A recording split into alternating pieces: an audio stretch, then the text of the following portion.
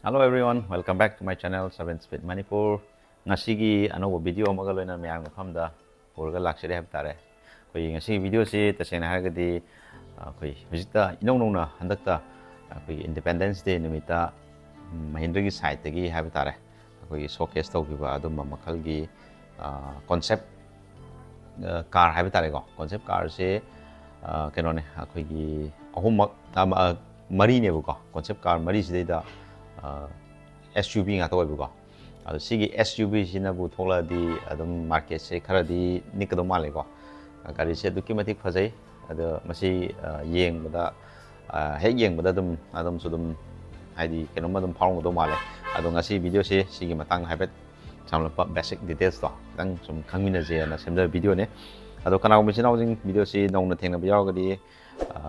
subscribe like and share to toksun bi haidi video se da khoi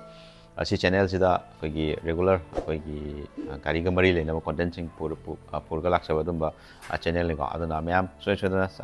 bell icon su press the view adumda aina sum mathang upload taw da adumda notification da lakna bai tare ado di video se hosel asi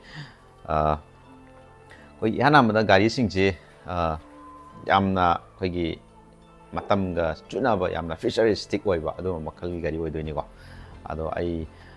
hariba gari keno si makal mukoi mari ne bu ko ji andak reveal tawrise Mahindra gi side ko SUV je ado masigi maming che koi Vision smai hai Vision S haibam ne adai Vision X haibam ne ado Vision T haibam ne aduga Vision SXT hena smaina makal mari khai do bu ko ado haiba gari sing ji kamai taw no haibda sum haijar ke ado koi gi hana mada gari se makoi se koi kano moi platform ja koi new IQ waina suma platform amda moi je best oibu ado haiba platform jida sarakdo isi yamna flexible oiba haidar haidi koi gi sub 4 meter gi SUV go sumba ma dum sida dum kano taw yare aduga kar flexible oiba haidar aduga mu koi 4.3 meter ki gari sudum sida koi gi kano taw yaba sa yaba dum platform ne bo yamna flexible oiba haib tare ado hujiki ihanamda koi gi kano sigi matang na hana haijara ge koi S ki matang na Vision S ki matang na haijara ge bo Vision S se koi gi sub 4 meter gi changda lakado ba dum makal gi gari oidoi ni ko ado gari si ma se kra boxy oi ko aduga magi koi front gi rom de yak chu ma si magi style je koi gi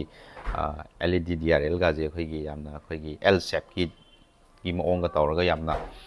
unique oiba duma makal gi yamna broad oiba mamang je ko yamna unique oiba yam stylish oiba ma oiba ko aduga gari se koi gi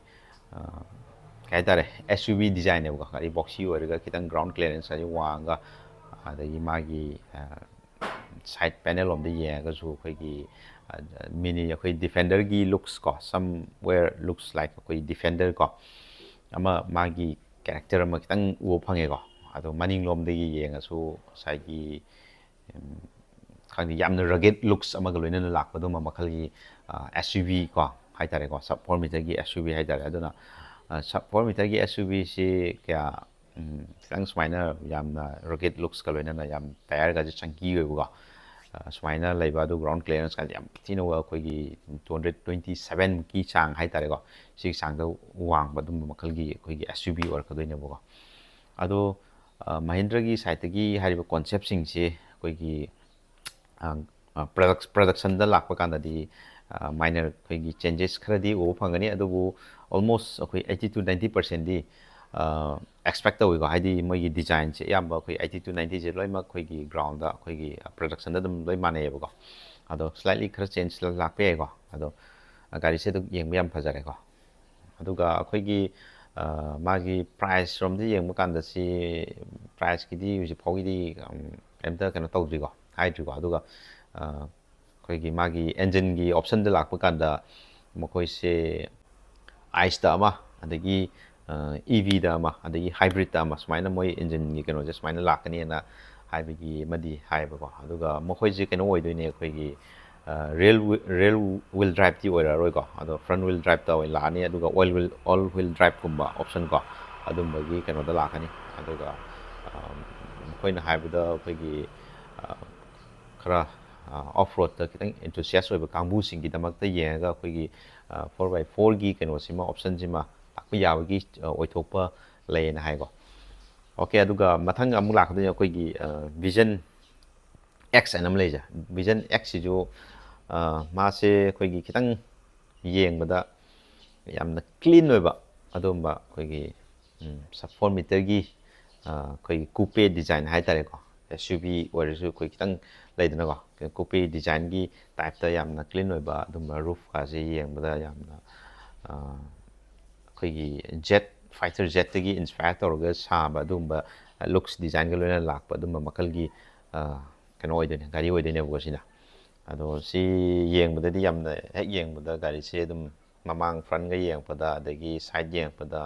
ꯑꯗꯒꯤ bag ꯌꯦꯡꯉꯛꯄꯗ ꯑꯗꯨꯝ bag ꯂꯥꯏꯠꯀꯥꯁꯦ ꯑꯩꯈꯣꯏꯒꯤ ꯌꯥꯝꯅ new design connection ꯃꯥꯒꯤ toilet ꯑꯩꯈꯣꯏꯒꯤ ꯄꯨꯔꯥ fully ꯀꯅꯦꯛꯇꯦꯠꯇ ꯂꯥꯛꯑꯒ ꯑꯩꯈꯣꯏꯒꯤ ꯀꯩ ꯍꯥꯏꯇꯥꯔꯦ ꯌꯦꯝ ꯁ꯭ꯂꯤꯛ ꯑꯣꯏꯔꯒ ꯌꯥꯝ ꯐꯖꯕ ꯄ꯭ꯔꯤꯃꯤꯌꯝꯅꯦꯁ ꯑꯃ ꯑꯣꯏꯕꯀꯣ ꯑꯗꯣ ꯐ꯭ꯌꯨꯆꯔꯤꯁꯇꯤꯛ ꯑꯣꯏꯕ ꯌꯦꯡꯕꯗ ꯌꯥꯝ ꯃꯥꯜꯂꯦꯕꯀꯣ ꯌꯥꯝꯅ ꯀ꯭ꯂꯤꯟ ꯑꯣꯏꯀꯣ ꯁꯤꯁꯨ ꯑꯩꯈꯣꯏꯒꯤ ꯁꯝꯋꯦꯌꯔ ꯑꯩꯈꯣꯏ ꯂꯨꯛ ꯂꯥꯏꯛ ꯑꯩꯈꯣꯏ XUV3 3XOꯗꯣ ꯑꯗꯨꯒꯤ ꯈꯤꯇꯪ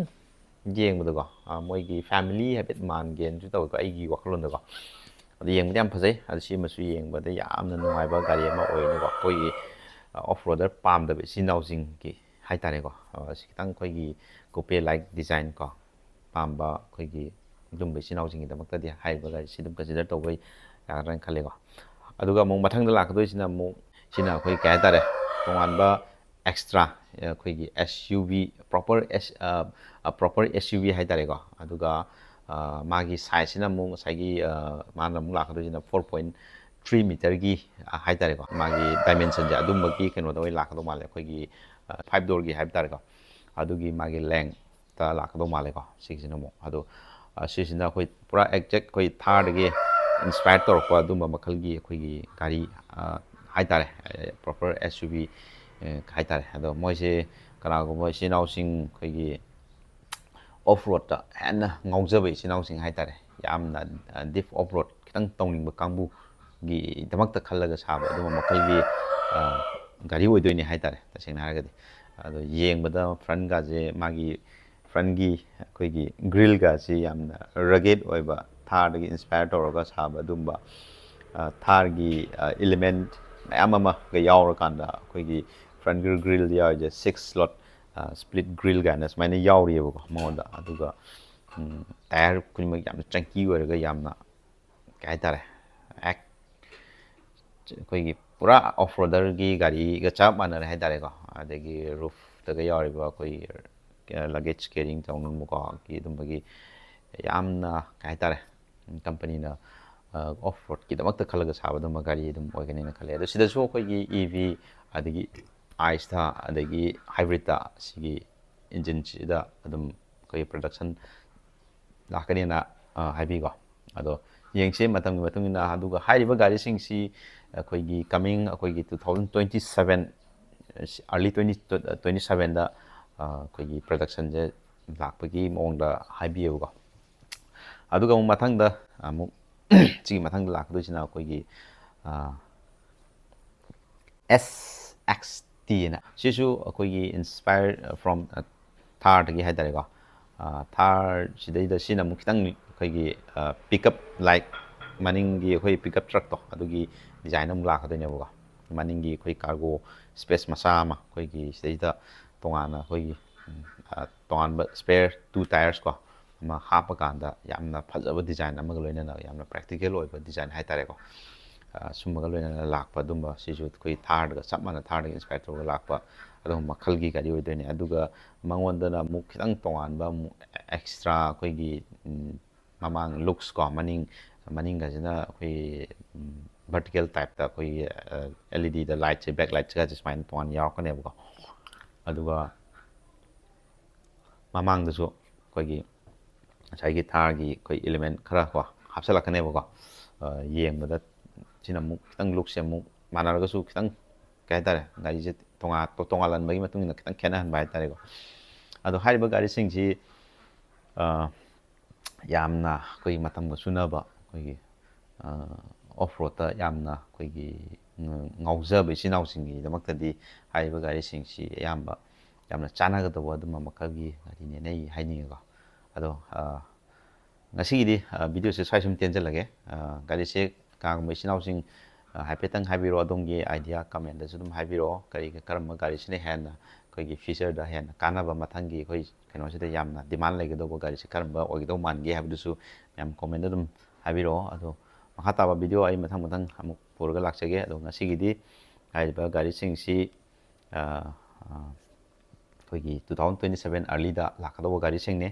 ꯑꯗꯣ ꯑꯩ ꯃꯊꯪꯒꯤ ꯑꯃꯨꯛ ꯚꯤꯗꯤꯑꯣ ꯑꯃꯨꯛ ꯑꯩꯈꯣꯏ ꯃꯌꯥꯝꯗ ꯀꯔꯝꯕꯒꯤ ꯚꯤꯗꯤꯑꯣ ꯄꯨꯔꯒ ꯂꯥꯛꯆꯧꯒꯦ ꯍꯥꯏꯕꯗꯨꯁꯨ ꯃꯌꯥꯝ ꯍꯥꯏꯕꯤꯔꯛꯑꯣ ꯀꯣꯃꯦꯟꯗ ꯑꯗꯣ ꯉꯁꯤꯒꯤꯗꯤ ꯁ꯭ꯋꯥꯏ ꯁꯨꯝ ꯂꯣꯏꯁꯤꯟꯖꯔꯒꯦ ꯑꯗꯣ ꯒꯥꯔꯤ ꯊꯧꯕ ꯃꯇꯝꯗ ꯁꯤꯠ ꯕꯦꯜ ꯁꯣꯏꯅ ꯐꯥꯕꯤꯌꯨ ꯑꯗꯣ ꯒꯥꯔꯤ ꯃꯆꯥ ꯊꯧꯔꯒꯅ ꯍꯦꯜꯃꯦꯠ ꯁꯣꯏꯅ ꯎꯞꯄꯤꯌꯨ ꯑꯣꯀꯦ ꯕꯥꯏ ꯉꯁꯤꯒꯤꯗꯤ ꯁ꯭ꯋꯥꯏ ꯁꯨꯝ ꯂꯣꯏꯁꯤꯟꯖꯔꯒꯦ